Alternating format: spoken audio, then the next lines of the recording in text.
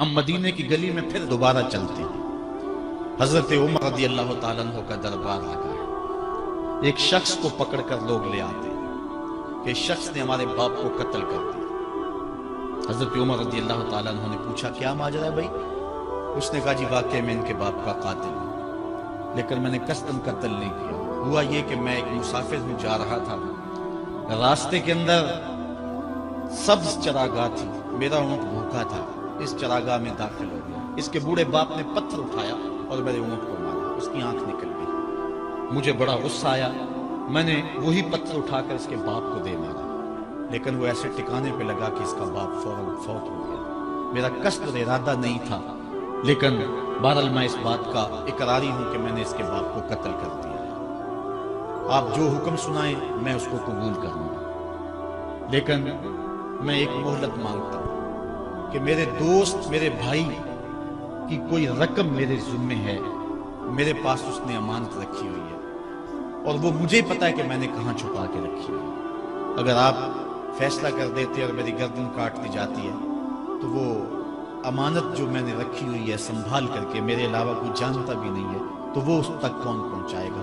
اگر آپ مجھے 3 دن کی مہلت دے دیں تو میں جا کر کے اس کی امانت اس کو واپس کر کے پھر واپس آؤں گا، پھر یہ پھندا پھانسی کا میں اپنے گلے میں ڈلوانے کے لیے تیار ہوں۔ حضرت عمر رضی اللہ تعالیٰ عنہ نے فرمایا کہ کوئی شخص تیری ضمانت دے دے تو ہم تجھے چھٹی دینے کے لیے تیار ہیں۔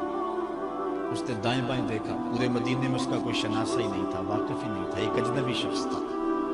حضرت ابو ذر غفاری کھڑے ہو گئے، کہا حضرت عمر میں اس کی ضمانت دیتا ہوں۔ ضمانت دے دی گئی، وہ چلا گیا۔ تیسرے دن وعدے کا جو وقت تھا، لوگ جمع ہو گئے، دربار لگ گئے، ابھی تک آنے والا نہیں آیا۔ لوگوں نے کہا ابو ذر تو نے غلطی کی ہے، ایک اجنبی کی ضمانت دی اور ابھی تک وہ نہیں آیا، اور میاں صاحب فرماتے ہیں ایک بار جو پھائیں اڑ جاندے اور پھر کدی نہ پھنستے نے۔ ظاہر ہے وہ چلا گیا، واپس تو نہیں پلٹ کے آئے گا، اسے پتہ ہے کہ آگے سیدھی سیدھی میری موت ہے، تو تم نے یہ کیا غلطی کی؟ خیر آپ نے فرمایا کہ اگر وہ نہ آیا تو یہ پھانسی کا پھندا میرے گلے میں ڈال لینا، لیکن بہرحال میں نے اس کی ضمانت دی۔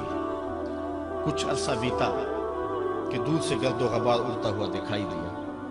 جب صورت واضح ہوئی تو وہی شخص تھا۔ حضرت عمر فاروق رضی اللہ تعالیٰ عنہ کے دربار میں کھڑا ہو کہنے لگا حضرت کسی وجہ سے تاخیر سے پہنچا ہوں، معذرت چاہتا ہوں، اب جو حکم ہے پورا کیجیے۔ حضرت عمر رضی اللہ تعالیٰ عنہ اس کے پھانسی کے احکامات جاری کر چکے تھے۔ آپ نے فرمایا کہ ابو ذر یہ بتا کہ تو نے اس کی ضمانت کیسے دی جب تو اسے جانتا نہیں تھا؟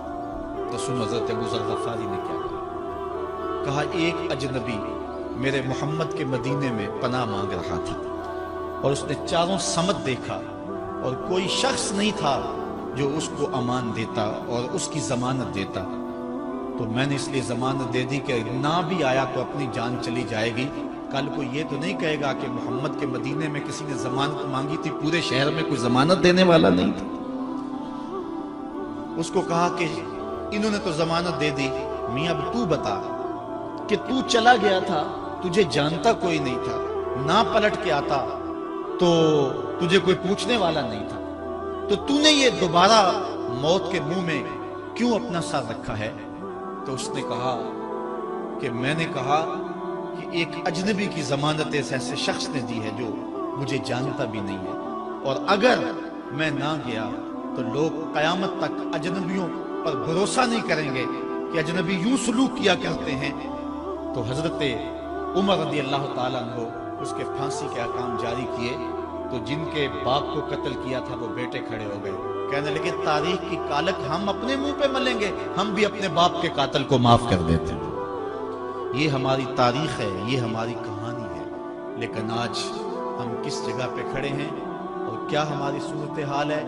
نہ ہمارا کردار رہا اور نہ ہمارا کوئی تشخص رہا۔ آج ہم نے اپنا تشخص بھی مٹا کے رکھ دیا، اپنے طرز زندگی بھی بدل دی، نہ ہماری باطن کی وہ روشنی رہی، نہ ظاہری وہ صورتیں رہی کہ ہم پہچانے جائیں کہ حضور کے غلام، بلکہ آج بھانت بھانت کی بولیاں بول رہے ہیں۔ اقبال نے کیا کہا تھا، اپنی ملت پر قیاس اقوام مغرب سے نہ کر، خاص ہے ترکیب میں تجھے قوم رسول ہے۔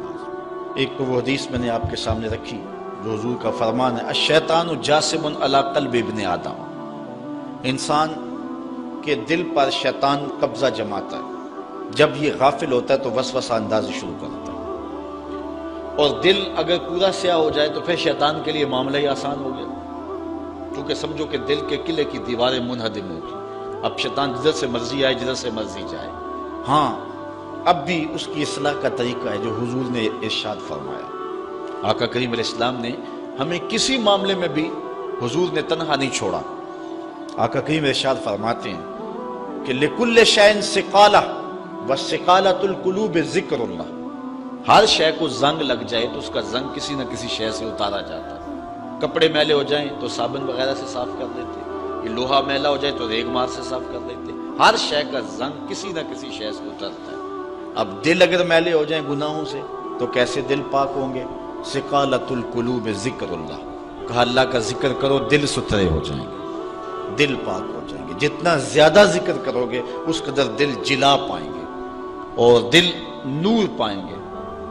اور بزرگ صوفیہ فرماتے ہیں جب کوئی بندہ ذکر کرنے بیٹھتا ہے اور ایک مرتبہ کہتا ہے اللہ، تو اللہ تعالیٰ اس کی طرف نظر رحمت سے دیکھتا ہے، اور جس کی طرف اللہ نظر رحمت سے دیکھتا ہے اس کے 70 گناہ جل کے راکھ ہو جاتے ہیں۔ تو ایک مرتبہ اللہ کہنے سے 70 گناہ مٹ گئے، پھر یہ بار بار تکرار کرتا رہا تو دل جو ہے وہ آہستہ آہستہ مصفہ ہونا شروع ہو جاتا ہے، دل سیکل ہونا شروع ہو جاتا ہے، دل پاکیزہ ہونا شروع ہو جاتا ہے، اس کے اوپر سے غلاظت، گندگی اور جو دل کے اوپر چڑھا ہوا غلاف ہے وہ اتر جاتا ہے، اور دل پھر انوار پانے لگتا ہے، پھر اس کو ذکر بھی چاشنی دیتا ہے، اس کو فکر بھی لذت دیتا ہے، اس کو نماز اور سجدے میں بھی سرور ملتا ہے۔ جب دل پر نور نہ ہو تو پھر شکایت یہ ہوتی ہے نماز پڑھتے ہیں سرور نہیں ملتا، نیک عمل کرتے ہیں لطف نہیں آتا۔ اصل وہ دلوں کے اوپر حجابات آ چکے ہیں، دلوں کے اوپر پردے آ چکے ہیں، اگر وہ اتر جائیں اور وہ کثرت ذکر کے ساتھ جو ہے وہ پردے اتریں گے۔ اب دل 4 طرح کے ہیں، القلوب اربع، دل 4 طرح کے، ایک دل قلب اجرد فیہ سراج یظہر، ایک مومن کا دل وہ بالکل ایسے ہوتا ہے جس طرح چراغ روشن ہوتا ہے، اور مومن کے پاس جو بیٹھے اللہ اس کے دل کو بھی نور کر دیتا ہے، چونکہ دلوں سے نور کی شعائیں نکلتی۔ کسی زمانے میں لوگ اس بات کو نہیں مانتے تھے جو عقل والے تھے، لیکن اس زمانے کے اندر موجودہ سائنس نے اسیری لہروں کو تسلیم کیا ہے، اور وہ کہتے ہیں کہ جو شخص نیک ہے اس کے بدن سے وہ لہریں نکلتی ہیں، اچھے اخلاق والا، اچھے کردار والا، اور دوسرے پر وہ مرتب ہوتی ہیں، اور جو بدکار ہے، برا شخص ہے، اس کے بدن سے وہ لہریں نکلتی ہیں اور دوسرے پر مرتب ہوتی ہیں۔ اور حضور علیہ السلام نے صدیوں قبل یہ بات بتائی۔ حضور نے فرمایا اچھے آدمی کی صحبت ایسے ہے کہ حامل المسک، جس طرح کستوری والا شخص ہوتا ہے، عطار کی طرح ہے کہ اس کے پاس اگر آپ بیٹھیں تو خوشبو آتی رہے گی۔ فرمایا یا تو تمہیں دے گا تحفہ، یا تم اس سے خرید لو گے، یا نہ وہ تحفہ دے گا نہ تم خریدو گے، لیکن جب تک بیٹھو گے مشام جام معطر رہیں گے، اور گھر آؤ گے تو لباس میں خوشبو بسی ہوئی ہوگی۔ اس لیے اچھے بندے کی صحبت کو حضور نے جو ہے وہ کستوری والے عطار سے حضور نے تشبیہ دی، اور جو برا شخص ہے اس کی مثال حضور علیہ السلام نے بھٹی والے سے مثال دی کہ جو شخص بھٹی والے شخص کے پاس بیٹھے گا یا تو کچھ چنگاری اڑے گی اور اس کے جسم اور کپڑوں کو جلا دے گی، اور اگر چنگاری اڑ کے اس کے بدن کو نہ بھی جلائے تو جتنی دیر بیٹھا رہے گا اس کی بدبو، اس کا دھواں اس کے لیے پریشانی کا باعث رہے گا۔ اس لیے اچھے آدمی کی صحبت کو اختیار کرنے کا حکم دیا۔ ہمارے مشائخ نقشبندیہ کا طریقہ یہ ہے، وہ کہتے ہیں کہ اچھے آدمی کی صحبت میں جا کے بیٹھ جاؤ، نہ تم کوئی بات کرو نہ وہ کوئی بات کرے، اس کے باوجود بھی من میں روشنیاں ہوں گی، من میں اجالے اتریں گے۔ اللہ اکبر۔ وہ میاں صاحب نے کہا تھا نا، چنگے بندے دی صحبت یارو جویں دکان اتارا، سودا پاویں مول نہ لئیے ہلے آن ہزاراں، تے برے بندے دی صحبت یارو جویں دکان لوہاراں، تے کپڑے پاویں کنج کنج بئیے چنکاں پین ہزاراں۔ تو جل جانے کا اندیشہ بہر صورت موجود ہے۔